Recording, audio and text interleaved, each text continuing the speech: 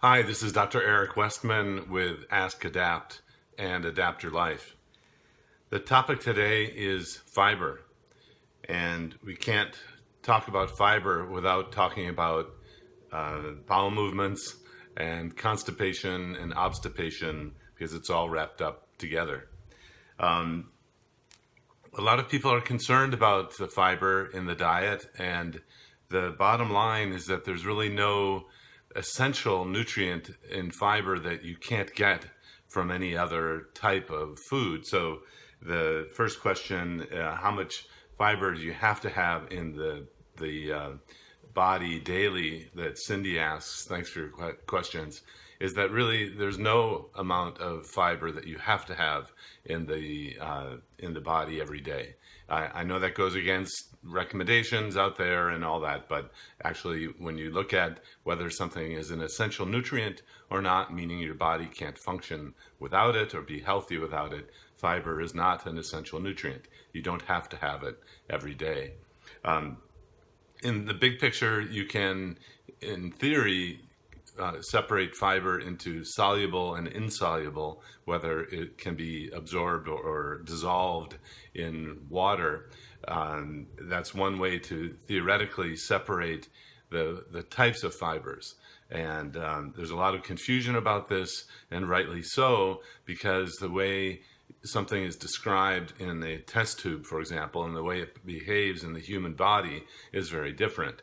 So you can have a insoluble or non-absorbable fiber by name, and it actually is metabolically active inside the human body. So that's why in some programs like mine, like the total carb counting programs, fiber is included in the carbohydrate calculation because it can be metabolically active, whether it gets absorbed as glucose or whether it gets turned into short-chain fatty acids in the colon. These are things that can affect the body. So when you read something that says insoluble or non-absorbable, doesn't impact the body, you have to be a little cautious about that.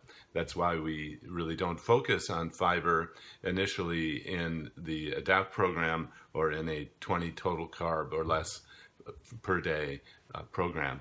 The next question is, does fiber in fact help with being regular? Well, yes, I think so, but not in everyone. And the important point here, being regular, is what does that mean?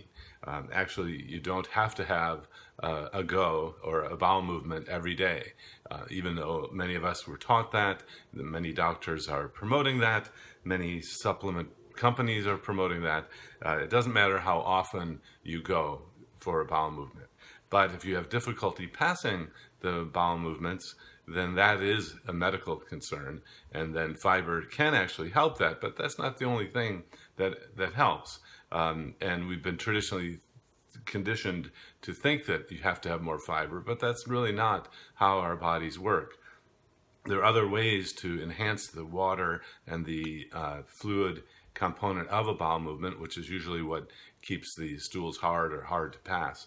And so that brings us to the alternative treatment for constipation or difficulty going, and that is more salt and water. Salt and water and other electrolytes like magnesium are another way to treat the irregularity, if you will.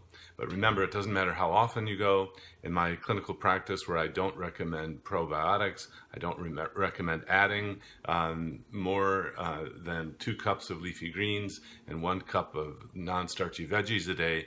There's sufficient fiber for metabolic health and for regularity, defined by going to the bathroom without difficulty for a bowel movement. So not to worry. Now, there may be a transition phase in the first few weeks where you may go less often. It's harder to pass the bowel movements. We then use a lot of bouillon supplementation for the salt if you don't have high blood pressure or a history of heart failure, and or adding milk and magnesia or magnesium supplements to help with regularity in the first few weeks as a transition. But most people have no trouble as they keto adapt. They change from carb burning to fat burning with the bowel movements. Eileen asks, what fibrous foods are allowed on the keto diet and how much should they eat? Well, so at first we limit to 2 cups or 2 fistfuls of leafy greens a day and the 1 cup of a non-starchy vegetable to limit the carbohydrate intake so your body is in a maximal fat burning mode, not a carbohydrate burning mode. So you would think of the allowed vegetables and leafy greens as the allowed fiber containing foods. What about psyllium husk? Joanne asks. Should I add this to my diet? There's a lot of talk about psyllium and psyllium husks, and it's in many products that doctors have recommended for regularity. I don't really recommend it. I have no preference. If it helps you, great.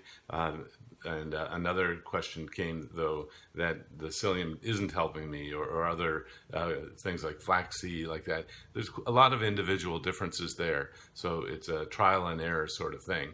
If you have those and they don't increase the blood sugar or impact the ketones, then you might just have to try it and see if it helps you out.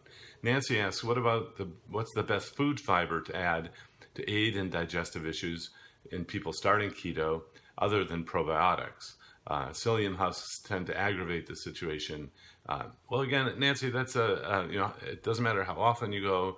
That in my back of the napkin calculation eliminates about 80% of the people saying they have constipation when it's really not. It's just going less often.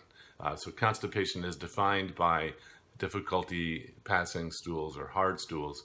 The food fiber, I'm shifting you from worrying about fiber to having you be more concerned about having sufficient water and salt and magnesium, and that's the best way to help with digestion and with regularity. Ruth asks, what about olives? Olives are recommended and have some fiber, lots of sodium. Well, again, that's if you like it. So our method is you have a list of foods and you choose what you like from that list of foods. If you didn't like olives, I'd say don't have them. But if you did, that would be fine. Many people tell me that they have a certain food that just makes them go, or even a drink. Some people will have coffee and they have a bowel movement, and so that you may have to find out yourself what works for you and not worry about other people telling you what works for you. Anna Marie asked, does fiber in fact help with being regular? I think it can, but there are alternate ways of doing it that have less carbohydrates. Tracy asked the difference between soluble and insoluble fiber and some examples. Well, again, in theory, the soluble and insoluble, think of soluble as the vegetable matter, basically, insoluble being the fibrous parts of vegetables that don't get dissolved, the things you might see coming out the other end without being digested. Donald asks, should fiber in the form of leafy greens and vegetables be eaten along with every meal? No, I don't think so, Donald. I would keep that limit on the leafy greens and vegetables for the whole day. I've seen people eat all of it at once, having it separated through. I don't think it really matters. Again, you may find that your own response is different depending on whether you do it differently. Again, that individual variation or testing out by trial and error. So stepping back in the big picture, fiber, in fact, as fiber has been studied really rigorously in randomized controlled trials, the manipulation or changing of just fiber has not panned out to be a very important variable for human health. It does affect how often people go for bowel movements. To me, that's not a medical issue. But if you do have hard to pass stools, think about the salt, the water, magnesium, and that usually fixes things for you. I hope that's helpful. This is Dr. Eric Westman for Ask Adapt. Please ask your questions below and subscribe so you don't miss out on a future edition.